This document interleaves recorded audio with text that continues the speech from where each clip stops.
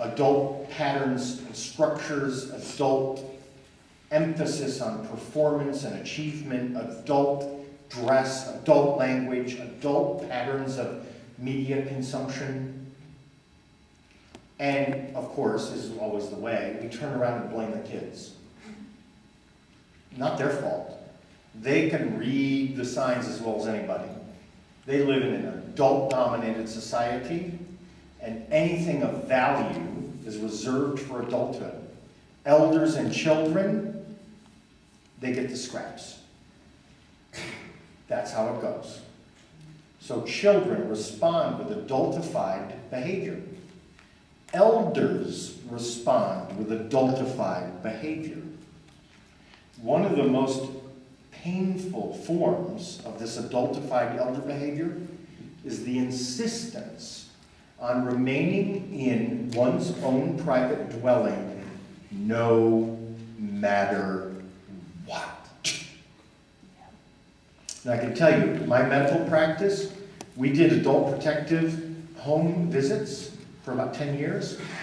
I'll show you some aging in place. People were cold, lonely, malnourished, isolated, afraid. And the reason they stayed is because to leave their home represented the ultimate failure. Now I've got a kind of newsflash. Aging is a team sport. Human beings were never meant to age alone. It's not normal. It's not right. Aging is a social, cultural construct, and elders are valuable within a community. When elders are separated or isolated from community, people start to think of them as sort of expensive luxuries. Yeah, the budget for the old people. You go to the county board of supervisors, most of them are over 70 and they're all complaining about them. Because when you live in a culture that alienates elders and elderhood, you can only see the costs and you're blind to the value. So let me bring it around to a few concrete things. We have 18 minutes left together. And in that 18 minutes, I want to connect what I've been talking about to very specific, concrete things that make a difference. Okay? And the other thing I want to say is, I believe we've scheduled a time for Q&A with me. If Philip's around? Yes, we have. Yes, we have. During an hour at the... What time is it? During lunch. During lunch. Okay, so I'll do Q&A then. So I'm going to talk for 18 minutes. Then I'm setting you free, and we'll have lunch, and I'll do some Q&A during lunch. It'll be fun. Okay, so let's be specific.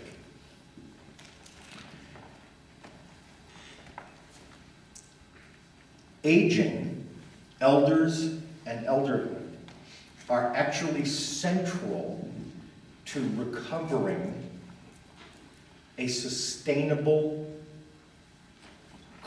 social, economic, ecological fabric. What's happening in America is that we are governed by adults without elder supervision.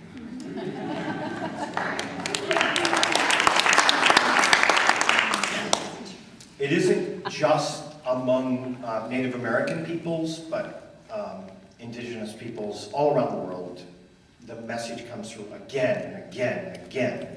The elders have influence over the adults. They serve as a check on the adults. By and large, and in most cases, there are exceptions, it could be another lecture, but mostly the elders don't rule or govern. Mostly they have a voice and they have influence. I'll give one example that actually comes from where I live.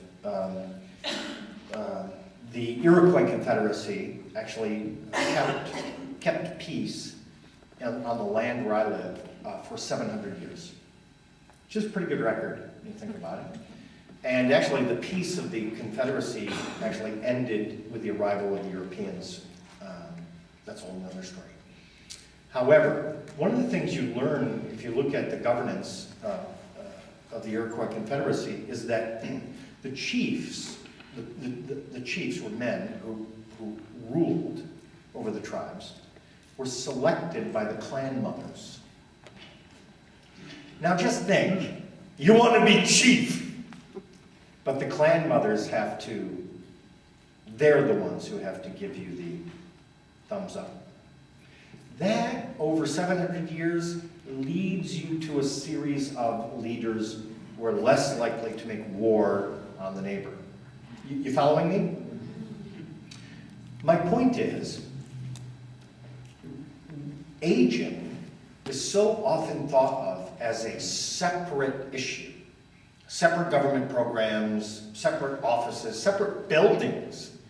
A tremendous kind of segregation of older people, when in fact, aging, elders, longevity, elderhood, wisdom, lived experience, are all actually very central to unlocking the puzzles that we have, that we need to sort out. This was made mention of in the earlier talk, and I want to offer some specific examples that support what was talked about. Historically, through human history, elders and children have been allies. You can see this in part in your own families when you recollect, many of you, your relationship with your grandparents and your alliance against your parents. You can see this in the folk tales and myths of many peoples around the world. Elders and children have many common interests and aims. And one of their aims is to hold the adults in check. So one of the things we need is a new alliance between elders and the young. This turns out to be very hard to do in a society that religiously segregates the young from the old.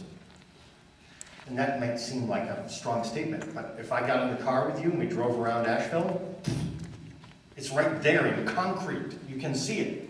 Nursing home, nursing school, nursery school, you know what I mean? They're separate buildings on separate streets with separate staffs. Everything is separate. Well, there's a few examples, concrete, that I'd like to offer to you. There's an organization in the state of Oklahoma, a nursing home organization, that actually partners in every town they serve. They partner with the local Head Start program, and the nursing home provides space for the Head Start program at basically $1 a year. Head Start provides the staff and the equipment and the kids, and then they integrate the elders into the Head Start program. So when these kids go to Head Start, they spend the day with kids and elders. And in fact, many people sort of appreciate this, when they've studied social skills of kids in regular Head Start and kids in elder Head Start, the social skills of the kids in the elder version are much advanced over the social skills of the kids in regular Head Start.